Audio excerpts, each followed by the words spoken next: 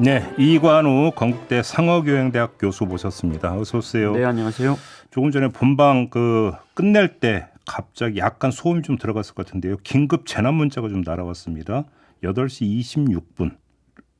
지금이 29분이니까 3분 전에 전북 부안군 남남서쪽 4km 지점에서 4.7 규모의 지진이 발생했다고 합니다. 지금 긴급 재난 문자가 좀 날아온 상태인데요. 아마 우리 촌철님들에게도 재난 문자가 좀 가 닿았을 것 같습니다. 지금 여진도 발생할 수 있을 것 같다고 하는데요. 좀 주의 좀 하셔야 될 것 같습니다. 4.7 규모는 꽤 센 지진인 것 같은데요. 예. 네. 아무튼 좀 이후 상호 좀 예의 주시 좀 해야 될 것 같고요. 이 점 전해드리면서 자, 오늘 이야기 좀 시작을 해야 될 것 같은데요. 매일매일 논란이 되고 있는 동해 석유 가스전, 그냥 유전이라고 합시다. 네. 예, 유전. 이건 근데 지금 오늘 이야기하고 싶은 부분은 대통령이 직접 나서서 1호 국정 브리핑을 한 것. 자, 이걸 어떻게 볼 것인가. 이 부분이 일단 좀 총평을 좀 해주신다면. 대통령이 할 만한 것은 아니었다가 전문가들의 중론인 것 같습니다. 왜요? 네. 왜 할 만한 게 아니었다고 보시는 겁니까? 보통 대통령들이 이렇게 국민들께 직접 브리핑을 하는 경우는 이렇게 단발성인 사업이 제 기억에는 없습니다. 제 기억에는 없고요.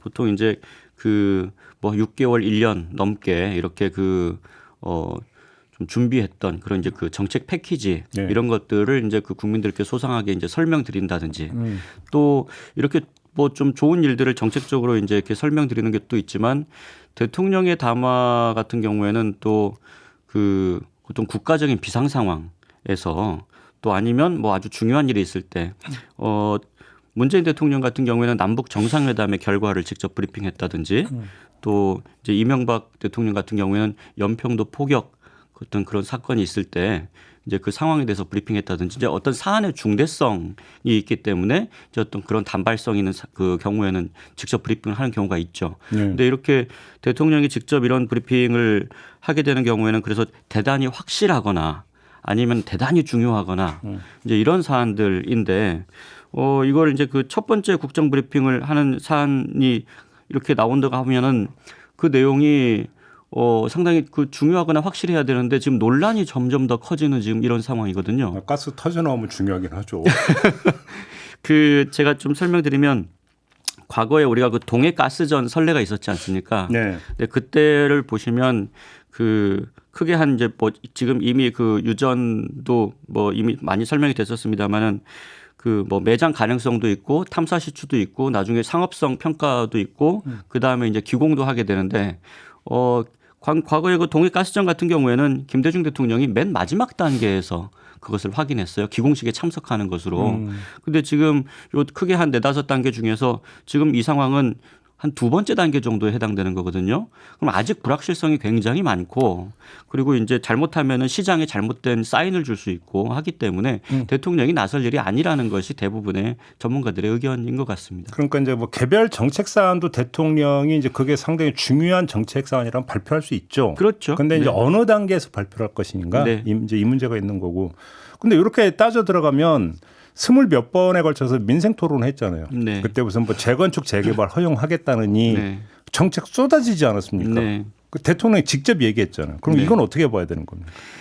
그거는 이제 사실상은 당시에도 논란이 많았죠. 당시에도 대통령이 이렇게 지방을 직접 다니면서 저런 얘기를 할 만한 내용이 있느냐라고 하는 게 하나 있었고요. 네. 그리고 이제 다른 하나는 당시에는 어떤 특별한 내용을 새로 이렇게 알린다기보다는 그 지역에서 이렇게 이제 진행되는 그런 주요 사안들에 대해서 얘기한다든지 아니면 또 이제 국민들이 직접 어떤 사안을 사실은 그때는 알고 싶은 거잖아요. 대통령이 당시에 비난받았던 거는 대통령이 소통이 너무 없다라고 하는 부분에 대해서 이제 대안을 가지고 있었던 건데 그래서 국민들하고 직접 한번 이렇게 얘기를 해보겠다라고 하는 것인데 사실 그것은 이번에 대통령이 직접 어떤 국정을 브리핑하는 것과는 차원이 다른 것이죠.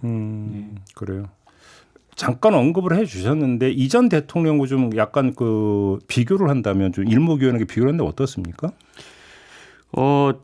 일단은 대통령의 어떤 담화로 보면은 사실은 가장 많았던 것은 대통령들이 아마 많이들 기억하실 거예요. 대국민 담화를 직접 하는 거는 뭘 좀 잘못했을 때 죄송합니다. 네, 죄송합니다. 뭐 이렇게 그 김영삼, 김대중 대통령 같은 경우에도 그 뭐 이 자녀들 문제라든지 또 이제 뭐 중요한 이제 그 저기 인사에서 좀 그 문제가 생겼을 때 또 사과를 한다든지 가장 기억에 남으신 거는 아마 박근혜 대통령이 그 최순실 스캔들이 있을 때 3번에 걸쳐서 대국민 사과를 했던 게 아마 기억이 나실 거고요. 그 이외에는 대체로 보면은 박근혜 대통령이 당시에 임금 피크제를 최초로 실시하면서 자세히 설명했던 바가 있고요. 그다음에 문재인 대통령 같은 경우에는 전국민 고용보험제 이런 것들을 실시하면서 또 이제 그 문재인 케어라고 하는 의료보험 강화 이런 정책 패키지를 설명하면서 또 굉장히 착실하고 오랫동안 준비되고 또 여러 가지로 검토된 정책 패키지를 이렇게 브리핑하는 경우들이 있었죠. 쉽게 말하면 완성 단계나 실행 단계에서 그렇죠. 이제 그 사실은 이런 정책들은 실행되는 과정에서 일종의 사회적 합의가 필요한 것이거든요. 네, 그런 상황에서 대통령이 그 취지를 자세히 설명하고 그렇죠. 사회적 합의가 필요한 사안이면 그럴 수 있죠. 그렇죠. 이제 여러 가지로 논란이 될 만한 것들에 대해서 정부가 어떻게 준비를 하고 있다라고 하는 것들을 이제 이해시키는 것이죠. 그러니까 그런 경우에 대통령들이 말 그대로 국가의 정책에 대해서 브리핑하는 것이 국정 브리핑이라고 얘기할 수 있죠. 그렇죠. 네. 국정 브리핑 이건 엄밀하게 보면 대국민 담화하고는 또 약간 다른 거잖아요. 원래 사실은 국정 브리핑이라는 말을 조금 예전에 기억하시는 분들은 처음에 이 말 생긴 거는 노무현 대통령 때 이제 그 국정홍보실 국정홍보처 이걸 만들면서 국정을 자세하게 국민들에게 일상적으로 이렇게 잘 알릴 필요가 있다. 그다음에 특히 부처에서 나오는 보도 자료들이 지금은 좀 많이 나아졌습니다만은 한 20여 년 전에는 아주 그 좀 사무적이었어요. 그 개별 부처에서 만드는 보도 자료가. 그때 홈페이지 이름이 국정브리핑 아니었나요? 네, 홈페이지 이름이 국정브리핑이었습니다. 그래서 당시에 그래서 이제 국민들에게 이 그 정부의 정책을 좀 자세하게 설명하자라고 하는 지금은 사실은 뭐 카드 뉴스도 나오고 그리고 이제 부처의 이제 책임자들이 이렇게 뭐 유튜브 방송에 나와서 그 이제 각 그 자기 이제 홈페이지라든지 이런 것들을 또 이게 거기 링크 시키고 해서 이제 자세히 설명하는 그런 것들이 있었는데 그 전까지만 해도 그런 게 없어가지고 아 국정을 좀 국민들에게 쉽게 알리자 이런 취지에서 이제 요 말이 생겼었죠. 네. 자 그런데 대통령이 직접 나서서 국정브리핑 1호로 이걸 발표하기까지의 전 과정, 전 단계를 한번 좀 짚어봤으면 좋겠는데 게이트키핑이 제대로 이루어졌다고 평가하세요? 뭐 그랬으면 이런 일이 안 생기지 않았겠습니까? 그래요? 여기서 이제 게이트키핑이라고 하는 걸 이제 간략하게 설명 말씀드리고 이제 부처에서 이제 업무 보고 이제 수시로 올라가잖아요. 연초에만 하는 게 아니라 중요한 업무 같은 경우는 이런 게 있습니다라고 이제 대통령실에 이제 계속 올라가게 되면 이제 담당 수석실에서 뭐 비서관이 되든 누가 되든지 간에 이제 검토를 해서 사안이 얼마나 중대한 것인지, 그다음에 또 얼마나 정확한 것인지 이런 것들을 일단 먼저 이제 실무선에서 검토를 하고 검토하는 과정에서 먼저 그 보고한 어떤 부처라든지 기관이라든지 이런 거에 따라서 역으로 이제 다시 크로스 체킹 들어오는 거고. 거기서 판단해서 이건 중요한 것이다. 대통령한테 보고할 사안이다 그러면 수석 거치고 정책실장 거치고 이래서 대통령한테 이제 보고까지 이루어지는 이 과정이잖아요. 이게 이제 일종의 게이트키핑 과정이라고 본다면 지금 대통령이 나서서 발표까지 할 정도라면 이거는 얘기가 된다라고 하는 판단이 실무선에서 이루어졌다라는 거 이렇게 주장을 해야 되는 거잖아요. 상식적으로는. 그 이제 보통 정책적인 사안의 보고는 그렇게 이루어지고요.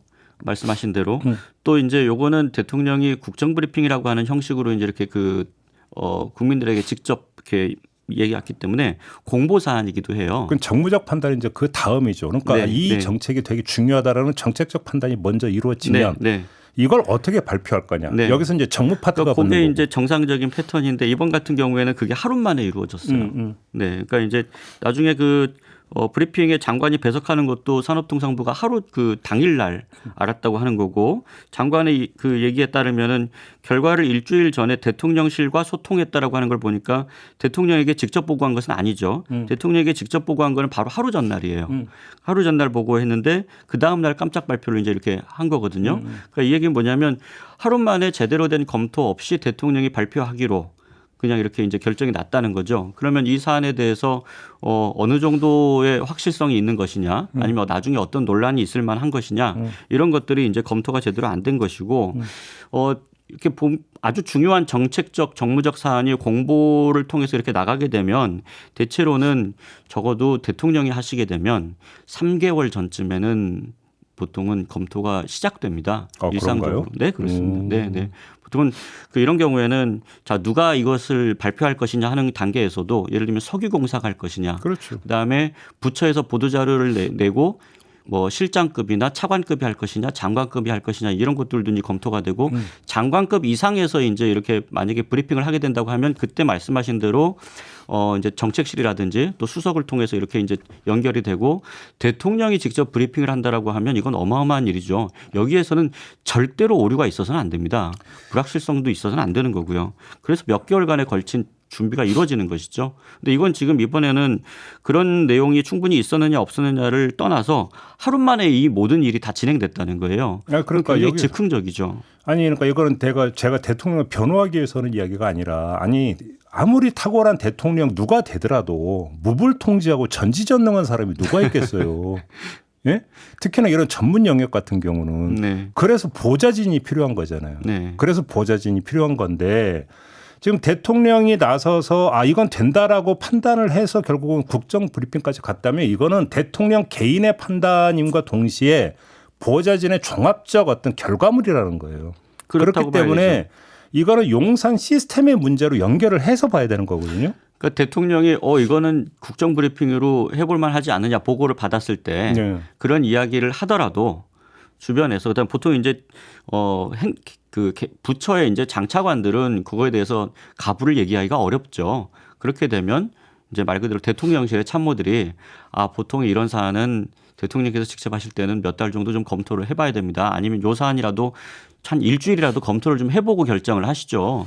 이렇게 이야기하는 것이 제 생각에는 상식적이죠. 근데 거기서 그런 어떤 제안을 아무도 못했다는 것 아니겠어요? 대통령이 하자라고 하면은 아무도 그거를 제지하지 못하고 하시죠. 라고 이제 이렇게 됐다는 거니까 이렇게 되면 사실은 이건 굉장히 민주적인 정부에서 일어날 수 있는 일이 사실은 잘 아니죠. 그러니까 정무가 그러니까 쉽게 하면 단순하면 정무가 정책을 눌러버린 경우라고 봐야 되는 거 아닙니까? 대통령이 혼자 통치하는 것이 아니거든요. 정부라고 하는 것은. 그러면 이제 주변에서 다양한 어떤 그런 제한 장치들을 작동시켜야 되는데 지금 그런 것들이 작동하지 않고 있다라고 하는 것이 이번에도 좀 드러났다고 봐야 될 것 같습니다. 그러니까 이게 발표 후에 이렇게 이제 논란이 엄청 거세게 이루어지고 있는 그 배경과 원인에는 대통령이 직접 나섰다라는 것도 일정하게 영향을 미친 게 있잖아요. 사실 그게 가장 결정적이죠. 그러니까요. 네. 그러니까 사실 이 주장을 예를 들면은 산업통상자원부의 장관이 발표를 했다고 생각해 보시면 그러면은 여기에 대해서 이제 앞으로 이제 이러저러한 우리가 단계가 있다고 하는 것을 발표한 것이기 때문에 거기에 대해서 이런 절차가 이루어질 것이다라고 하는 것으로 그렇게 큰 논란이 생기지 않았을 거예요. 그렇죠. 그러니까 말 그대로 이제 이거를 정책 사안으로만 보고 정책적 접근을 했겠죠. 네. 반응도 네. 정치권이든 언론이든. 근데 대통령이 나서 가지고 딱 발표를 하고 하필이면 또 그 전전날인가 대통령 지지율이 역대 최저로 나왔다는 발표까지 겹쳐버리니 여기에 뭔가 정책 복선을 깔고 있는 거 아니야, 목적을 깔고 있는 거 아니야, 추측이 따라 붙으니까 이게 지금 판이 커져버린 거잖아요, 이게. 당연히 저는 그랬을 거라고 생각이 되고요. 이제 최근에 좀 마음이 조급하지 않습니까? 지금 역대 대통령 취임 2년 차 지지율에서 최저를 이제 기록했다고 하고 그리고 이제 그 이후에도 더 떨어졌다고 하니까 소위 얘기하면 뭐라도 필요해라는 상황이고 약간 믿져야 본전 같은 왜냐하면 더 떨어질 데가 없으니까 그래서 이제 어떤 뭐 긍정적인 어떤 그 사안이 있으면 뭐라도 대통령께서 직접 하시는 게 좋겠다 뭐 이제 이런 판단을 한 것 같은데 또 하나는 제가 생각하기에는 한 두 가지 정도 요인이 조금 더 있는데 이번 첫 번째가 하나 있고 두 번째는 저는 이번에 발표하는 과정에서 재작년 하반기 정도가 생각이 나더라고요. 재작년 하반기에 그 대통령이 지지율이 굉장히 떨어졌을 때 당시에 3대 개혁 뭐 이런 것들을 주장하고 그리고 나서 화물연대 파업에 아주 강경하게 진압을 하면서 적어도 보수 지지층의 어떤 결집은 다시 그때 이뤄낸 바가 있어요. 올라갔었죠. 네, 다시 올라갔었죠. 근데 그때가 뭐냐면 또 여당이 전당대회를 앞두고 새 대표를 뽑아야 되는 시기였어요. 그래서 이제 대통령이 보수 세력 내에서라도 입지 강화가 필요하다라고 하는 상황에서 그렇게 했는데 이번 같은 경우에도 뭔가 이렇게 보수 세력을 결집할 수 있는 특히 이제 우리가 표현이 저는 상당히 자극적이라고 생각하는데 산유국이 된다. 뭐 이제 이런 표현이 이렇게 뭔가 그 보수층을 결집할 수 있는 또 이제 지역적으로도 뭐 그 영일만이라고 하는 지역이 경북에 가까운 지역이기 때문에 좀 그런 표현도 있는 것 같고 그런 어떤 측면도 있는 것 같고 또 그 최근에 이제 그 대북 전단 문제 또 이렇게 오물 풍선 문제 이제 이런 것들이 있는데 여기에 대해서 지금 그 상당히 강경하게 대응하는 것도 당시에 화물연대 파업에 강경하게 대응했던 것도 저는 좀 겹쳐 보이고 그래서 아마 이런 것들이 총선 이후에 지금 그 대통령의 지지율을 어떻게 다시 회복할 것이냐라고 하는 그런 맥락 속에 있는데 마침 그런 생각을 계속 하고 있는데 마침 이런 사안이 터지니까 이걸 대통령이 발표하면은 보수 결집에 좀 도움이 되지 않겠느냐 아마 이런 생각을 좀 하지 않았는가 싶기도 합니다. 그 100번 양보해서 정책을 정치에 활용하는 경우가 아예 없는 건 아니죠. 까놓고, 그런 경우는 많죠. 까놓고 얘기해서 그런 경우는 있죠. 많이 있죠. 제가 볼 때는 왜 정책 문제를 정치적 동기를 가지고 끌어들였느냐를 이야기하는 게 아니라 왜 어설프게 하느냐. 그런 거죠, 사실. 오히려 그러니까 현실적으로 접근하는 건 저는 이 지적이 돼야 된다고 생각하는데 여기서 나올 수 있는 가장 큰 문제가 뭐냐면 대통령이 이렇게 해버림으로써 어떤 문제가 발생할 수 있냐면 정책 탄력성 자체를 없애버렸다는 거예요. 다시 말해서 퇴로를 끊어버린 거죠. 네. 대통령이 발표를 함으로써. 실패하면 안 되는 거죠. 이제 대통령이 발표했기 때문에. 뭐 산자부나 석유공사 입장에서 하다 보니까 아닐 수도 있잖아요. 네. 20%라면서요. 그럼 아닐 수도 있잖아요. 아닌 개별 허갖고 이 산이 아닌 개별고 하산을 할 수 있어야 되는데 하산길을 막아버린 거잖아요. 보통은 이런 경우에 그러니까 사고가 난다고 하는데 그 이제 20%라고 하고 요것도 사실은 그 이제 거기에 석유가 매장되어 있을 가능성인 것이고 나중에 이제 이게 상업성이 있느냐 없느냐로 가게 되면은 그 확률은 훨씬 더 낮아지는 것이 이제 일반적이라고 보통 이 업계에서 얘기를 하는 것 같더라고요. 그렇게 되면은 훨씬 더 이제 가능성이 낮아지는데 뭐 거기에 예를 들면 원유가 충분히 있다고 하더라도 상업성이 현재로서 없다라고 하면은 아무 쓸모가 없는 거잖아요. 근데 이제 이런 것들을 검토하는 이제 그 책임을 맡은 데가 이제 석유공사하고 이제 산업부인데 그럼 여기서는 만약에 그런 결과를 이 임기 내에 현 대통령 임기 내에 과연 그런 결과를 발표할 수 있느냐. 만약에 그 좋지 않은 결과가 나왔을 때 이것을 그 시기에 제대로 발표를 할 수가 있겠느냐. 이건 굉장히 큰 부담이잖아요. 그러니까 나중에 보면은 만약 이게 잘못되면 그러면 책임은 누가 질 것이냐. 그리고 그 책임을 지금 사실은 뭐 용산에서 질 거는 아닌 거잖아요. 참모 뒤에 숨지 않는다고 했으니까. 예.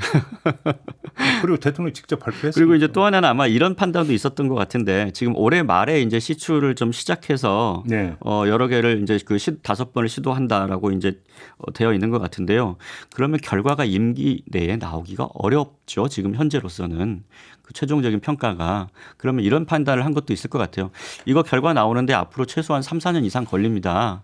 지금 계획으로 봐서는 2027년 정도에나 이제 그 최종적인 결과가 나와서 그때 성공적인 결과가 나오더라도 실제로 그 원유가 나오는 건 한 10년 정도 뒤라는 거 아니겠어요? 2035년 이후라고 하니까. 아니 상업 생산은 현 임기 내에는 불가능하죠. 그렇죠. 하지만 시추 결과는 나올 수는 있겠죠. 그러니까 제 말씀이 그건데 시추 결과가 나올 수 있을 텐데 좋으면 발표하고 안 좋으면 발표를 못 하겠죠. 근데 이제 시추가 딱 한 번이라고 정부를 얘기를 안 하잖아요. 여러 번이라고 하니까. 그러니까요. 그러니까 이제 최종 결정은 시추 결과도 최종 결정은 임기 내에 안 나올 수도 있는 그럴 거죠. 수 있는 거죠. 그러니까 이렇게 발표하는 건 일단 손해 볼 것 없을 것 같으니 한번 해보자라는 정도인데 그렇게 되면은 이제 근데 이런 게 있는 거죠. 그 부처에서는 이번 정부만 하는 게 아니잖아요.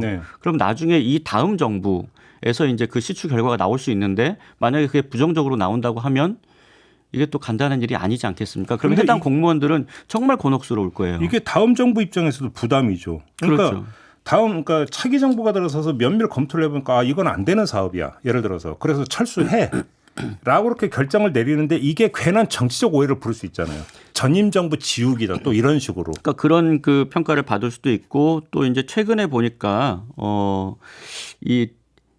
전 정부에서 있었던 일 때문에 해당 공무원들이 수사를 받는 일이 지금 이제 너무 반복적으로 많아지고 있는 것 같아요. 국정농단 수사부터 이제 시작이 된 게 그거죠. 네. 근데 이제 명백하게 어떤 불법을 저지르거나 아니면 뭐 부정의 소지가 있었거나 이제 하는 경우들은 별도로 치더라도 사실은 전 정부의 실패한 정책에 대해서 그 책임을 공무원들에게 이제 묻는 이런 관행들이 벌어지고 있는데 지금 아마 이 사건 때문에 제가 생각하기에는 산업통상부나 석유공사에서는 과연 이제 그 결과가 잘못 나왔을 경우에 그렇다고 하면 어느 공무원이 책임질 것이냐 벌써 이런 얘기들이 나올 것 같아요. 네. 네. 그럼 이제 이렇게 되면 어떤 상황이 벌어지느냐? 정부가 일을 하지 않게 됩니다. 생각해 보시면 어느 부처에서 뭔가 긍정적인 가능성이 높은 어떤 정책들을 누가 논의하고 있어요. 그럼 이거를 대통령실에 보고하겠습니까? 만약에 잘못하면 이렇게 또 가서 대통령이 그거를 발표해 버리면 그 다음에 이거를 누가 어떻게 책임질 것이냐? 웬만하면 보고하지 마라라고 되는 것이 공무원들의 어떤 분위기겠죠. 근데 지금까지 교수님이 진단했던 이 모든 것을 한 방에 정리할 수 있는 방법이 있어요. 그게 뭔지 아십니까? 해결책이. 석유와 가스가 나오면 됩니다. 아, 나오면 좋은 일이죠. 나오면 좋은 됩니다. 일이죠. 그러니까 그러면 네. 모든 건 한 방에 싹 정리가 되는 네, 거거든요. 네. 근데 저희가 이제 지금 이 이야기를 하고 있는 것은 그렇지 않을 가능성이 있기 때문에 네. 그리고 경우에 따라 그게 더 높을 수도 있기 때문에 네. 왜냐하면 확률이 20대 80이라고 하니까 그럴 경우에는 어떻게 할 것이냐를 전제로 해놓고 지금 이야기를 하기 때문에 네. 이런 지적을 하는 것이다. 요 점을 좀 우리 애청자 여러분들이 이해를 해주죠. 저희가 지금 나오지 말아라고 얘기하는 게 아니에요. 전혀 그렇지 않죠. 나오면 얼마나 좋아요. 근데 저희가 보통 그 이런 이제 국정 사안을 지금 논의하고 있습니다만 사실 저 개인적으로는 이렇게 생각을 했는데 만약에 제 주변에서 또 이제 사적으로 어떤 좋은 일이 있을 것 같아요. 그러면 보통 사람들이 말을 좀 아낍니다. 말을 좀 아끼고 혹시 내 주변 내가 좋은 일이 있을 가능성이 한 20% 있는데 내가 이걸 가지고 내 주변에 나 무슨 좋은 일이 생길 것 같아 이렇게 얘기하고 다니면 좀 부끄럽잖아요. 그렇다고 저기 재 뿌릴 수도 없고 네. 그렇다고 부안해동하기도 좀 뭐하고. 그러니까 이제 제 주변에서도 만약에 어떤 친구가 그런 이야기를 하고 좋은 일이 있을 것 같다고 얘기했더니 확률이 어느 정도 돼? 그랬더니 한 20% 돼. 그러면 좀 자중하는 게 좋지 않을까? 저 같으면 제 친구한테도 이렇게 충고를 할 것 같아요. 근데 이 석유 채굴은 20%면 높은 거래잖아요. 지금 아니, 가이아나가 16%. 그러니까 그거는 다른 유전에 비해서 이제 가능성이 높다고 하는 것이지 절대적인 비율은 그렇게 높지 않은 것이잖아요. 그러니까요. 네. 좀 정리가 좀 필요한데 결국은 대통령은 언제 어떤 사안을 가지고 어떻게 나서야 될 것인가 이 문제잖아요. 그리고 이제 그 대통령이라고 하는 것은 개인이기도 하지만 사실은 직책입니다. 예, 직책이죠. 그래서 그 직책을 수행하는 데 있어서 어떤 절차와 방법을 적절한가에 대해서 우리가 그것을 민주적으로 할 것이냐 아니면 소위 얘기하는 우리가 제왕적 대통령이라고 하죠. 근데 제왕적 대통령이라고 하는 것이 무슨 강력한 권한을 휘두르거나 아니면 인사권을 이제 남용한다든지 이제 이런 또 어떤 과거에 보면은 박근혜 대통령에는 그거를 권력을 아주 심각하게 남용하거나 적절치 않은 사람에게 위임하거나 하는 경우들이 있었죠. 네. 이런 경우도 이제 우리가 또 제왕적 대통령이라고 했는데 사실은 이 제왕적 대통령이라고 하는 것의 핵심은 자의적인 통치예요. 그러니까 여러 사람들과 같이 논의하고 그다음에 그 법적인 틀 속에서 절차와 규정에 따라서 일을 하라는 거거든요. 네. 근데 지금 이번에 발표된 것을 보면 굉장히 즉흥적으로 그리고 대통령의 의지에 대해서 어떤 참모들의 의견이 전혀 제대로 작동하지 않는 것 같고 이렇게 되면은 이거를 민주적인 통치라고 우리가 정부라고 믿고 이렇게 국민들이 따라가기에 굉장히 불안하다는 거죠. 작은 에피소드지만 사실은 현재 대통령의 통치가 어떻게 되고 있는지를 잘 보여주는 사건이죠. 그러니까 아마 이렇게 생각하시는 분들도 계실 거예요. 아니 대통령은 행정수반이고 국정의 최고 책임자인데 그래서 국정의 최고 책임자가 책임 있게 국민 앞에서 발표한 걸 그렇게까지 책을 잡느냐. 네. 이렇게 생각하실 분들이 계실 거예요. 그리고 그런 생각은 일정하게 저는 타당하다고 생각을 해요. 대통령이 나몰라라 하는 것보다는 그게 좀 더 맞다고 생각을 해요. 하지만 이 어떤 지적의 출발점 뭐냐면 정책이라고 하는 것이 갖고 있는 본질적 속성이 뭐냐면 불가측성이잖아요. 네. 결과를 사실은 누구도 모른다라는 거예요. 엄밀하게 이야기하면 정책은 시뮬레이션이거든요. 자, 이 모델을 적용을 해서 이렇게 이 정책 수단을 투입을 해가지고 정책을 펴면 이런 결과가 나올 것이다. 라는 예상을 깔고 예상의 기초에서 국가 예산을 투입하고 인력을 투입해서 하는 게 정책이란 말이죠. 그렇기 때문에 정책은 될 수도 있고 안 될 수도 있는 거예요. 결과가. 따라서 정책이 갖고 있는 본질적 속성은 그것이죠. 그렇기 때문에 정책을 발표할 때는 아닐 가능성, 기대했던 것과 다르게 나올 가능성까지를 염두에 두고 정책의 규모나 속도나 이런 것들을 조절을 하는 것이고 아울러서 동시에 발표도 그래서 수위 조절을 하면서 발표를 하는 것이다. 이걸 전제로 깔고 지금 저희가 말씀을 드리는 건데 그렇게 놓고 본다면 실패 가능성까지도 염두에 두고 만약에 접근을 했었다라면 대통령은 어떻게 했어야 되는가? 바로 이 문제를 제기를 하고 있는 것이다. 그러니까 이제 뭐 말씀하신 부분들이 이제 저는 굉장히 다 타당하다고 생각이 되고 특히나 대통령이 일단 국정 브리핑을 직접 한다고 하는 것은 저는 대단히 좋은 일이라고 생각합니다. 왜냐하면 대통령이 그 전까지 이제 국민과의 소통이 좀 부족했고 또 일방적이었고 네. 그래서 이제 그런 부분에 대한 비판도 있었고 또 선거 결과도 좋지 않았기 때문에 대통령이 뭔가 또 방향은 옳다 이렇게 이제 국정의 방향이 옳았다고 얘기하셨기 때문에 그런 부분을 국민하고 소통하겠다라고 하는 의지는 저는 대단히 좋은 것 같고요. 네. 그런데 이제 그러면 어떤 것들을 대통령이 국정 브리핑 할 것이냐 요게 이제 중요했던 것이죠. 그렇죠. 근데 지금 우리 사회에서 보면 물론 뭐 우리가 산유국이 되면은 뭐 지금 뭐 멀리서 그 원유를 사오는 것보다는 뭐 훨씬 좋은 일이고 그렇겠지만 그 이외에 사실은 대통령이 관심을 가져야 될 만한 사안이 지금 얼마나 많아요. 그 당장 단기적인 사안을 떠나서라도 지금 뭐 보시면 당장 연금 개혁 이슈 이런 것이 있고 중장기적으로는 지금 구조적으로 사회적으로 저출산 고령화라든지 수도권 집중이라든지 또 지방 소멸이나 기후 위기 대응 어떻게 할 것인가 이런 것들에 대해서 대통령께서 얘기하시는 거를 우리 국민들이 좀 들어보고 싶을 거예요.